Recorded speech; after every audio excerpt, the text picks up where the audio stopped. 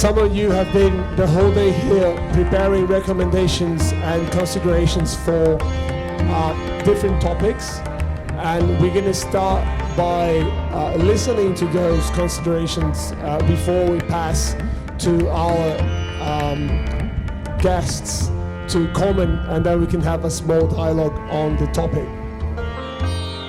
And our recommendation to Rio at this point is, let's see a full accounting of all the costs, and let's make as much data available as possible in easy to access public formats that researchers around the world can look at things like costs, can look at things like employment numbers, can look at things like tourism numbers in order to get that information, whether it turns out to be good, as in the case of the World Cup in 2014, where the tourism numbers were surprisingly good, or in case these numbers are bad. So let's see as much data as possible.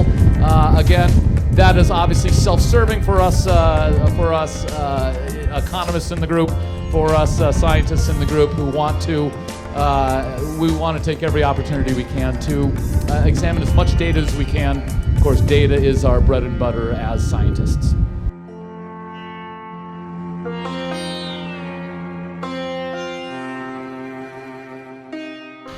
For Rio, we have two very concrete recommendations. One is to stimulate the network for social change on sports through development. That's something that has started with the Olympic Games, but that should be fulfilled and continued in the future. And it's very important not to just stop everything when the closing ceremony has been taken place. And the second point, a very concrete one too, but it's exemplary for others, to implement the committee for the Guanabara Bay. We know that the goals for Guanabara Bay have not been reached, but that cannot be that everything is stopped with the Olympic Games, but to continue. And we think it's very important to not forget about the goals set in the bid, and that again is part of a credibility for the future and for future events as well. Thank you.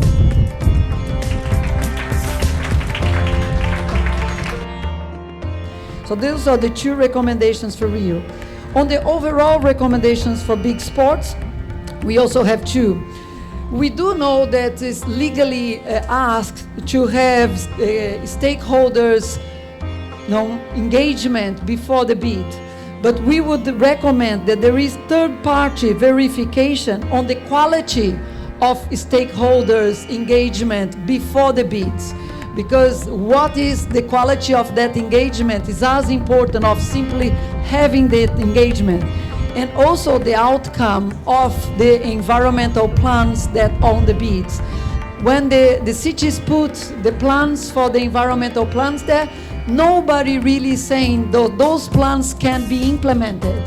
So we would like to have a third verification of civil society and stakeholders that the plans that they put up there, for example, cleaning up the Guanabara Bay, was that really viable when that was agreed?